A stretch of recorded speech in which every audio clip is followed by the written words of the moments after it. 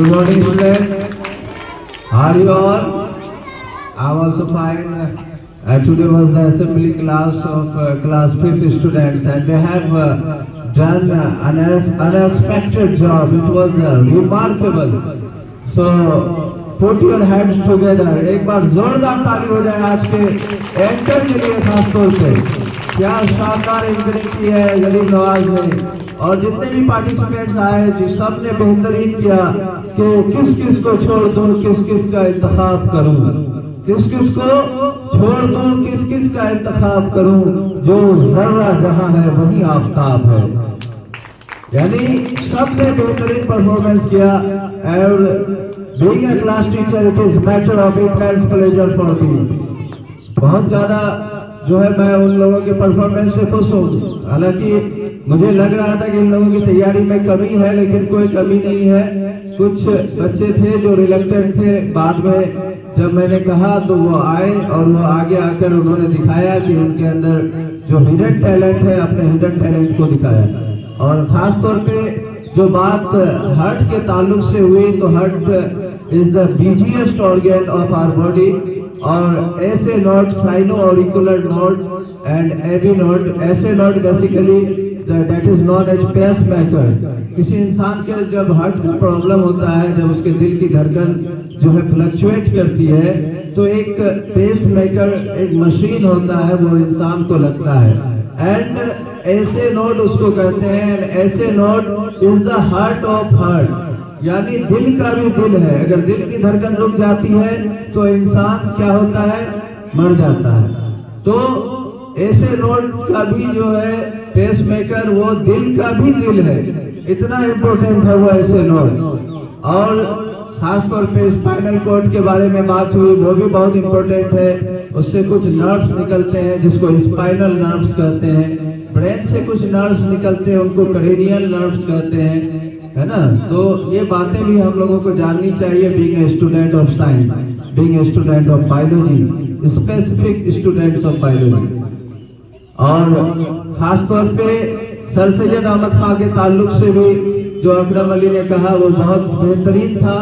बस थोड़ा सा जो है कहीं कहीं जो है प्रोनाउंसिएशन में मिसिंग थी, तो मैं वो कह देता हूँ कि सर सैयद ने जब लॉर्ड विलियम मोइर हंटर के 1861 के 4 एडिशंस में लिखे हुए किताब का जवाब दिया था, तो उस किताब का नाम था खुतबात अहमदिया। और जब 1857 के गदर के लिए अंग्रेज यहाँ के खास तौर पे यहाँ के लोगों को, और उनमें भी खास तौर पे मुस्लिम्स को ब्लेम कर रहे थे कि ये जो है आपके वजह से ये गदर हुआ या आंदोलन हुआ, तो उस वक्त सर सैयद ने एक किताब लिखा, असबाब बगावत हिंद। यानी असबाब बगावत हिंद के माने हैं द रीजन्स ऑफ सेप्योर म्यूटिनी 1857, यानी 1857 के विद्रोह के कारण।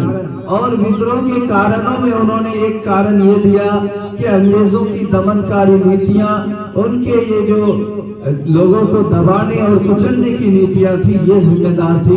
न भारत के मुसलमान जिम्मेदार थे, न और कोई जिम्मेदार था, न कोई इंडियन जो है, न कोई हिंदुस्तानी जिम्मेदार था। अगर बगावत हुई है, अगर विद्रोह हुआ है, तो उसका जिम्मेदार सिर्फ अंग्रेज है। उसके जो है गलत नीतियां हैं, उसने कई गलत नीतियां लाई थी। एक हमारे ही चंपारण में, बिहार में जो है 3 कठिया सिस्टम लाया था, इंडिगो नील की खेती लाई थी, और ऐसे बहुत से काम हैं जो उनकी दमनकारी नीतियों में से है।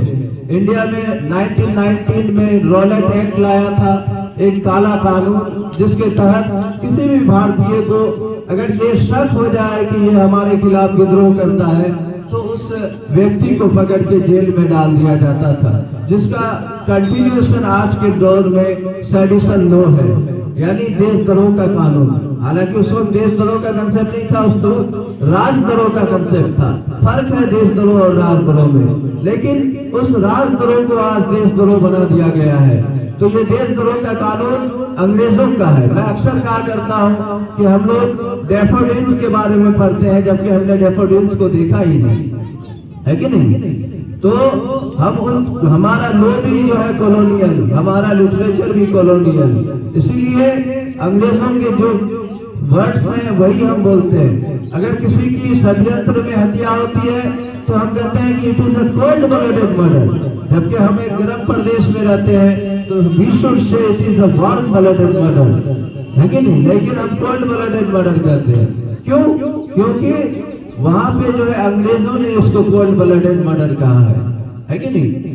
इसलिए कि और काफी अच्छे जो है शेरो शायरी भी की गई, जो अच्छी बात है। पोइट्री और लिटरेचर को जो है कहीं ना कहीं प्रमोट किया जाना चाहिए। बस मैं इस शेर पे अपनी बात खत्म करता हूँ कि चले चलिए कि चलना ही दलीले कामरानी है। कामरानी मतलब कामयाबी, सफलता, सक्सेस। चले चलिए कि चलना ही दलीले कामरानी है, जो थक कर बैठ जाते हैं मंजिल को पा नहीं सकते। Thanks, have a nice day.